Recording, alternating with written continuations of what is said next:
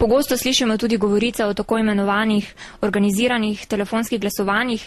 Je res kaj na tem? Ja, letos so te govorice še precej glasne, pa vse so v bistvu skoraj na vseh teh pomembnejših festivalih, no vem, MMS, EMA, Slovenska popevka nekoliko manj mogoče.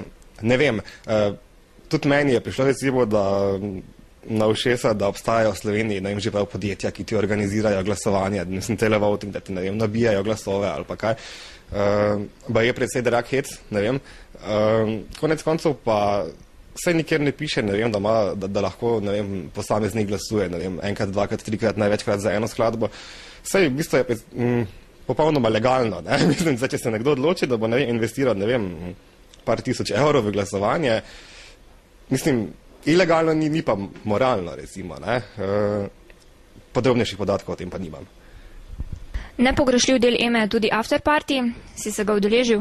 Sem.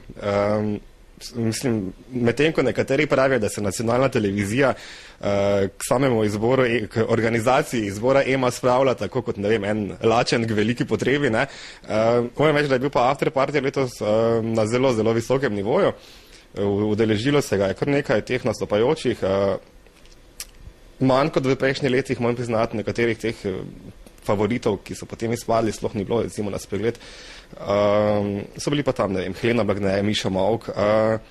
Vzdušje je bilo zelo dobro, tudi kar se tiče same pogostitve, mislim, da se je nacionalka res izkazala. Mislim, da sem letos prvič celo na afterpartyju EME opazil kaviar, kar se mi je zdelo zanimivo, no.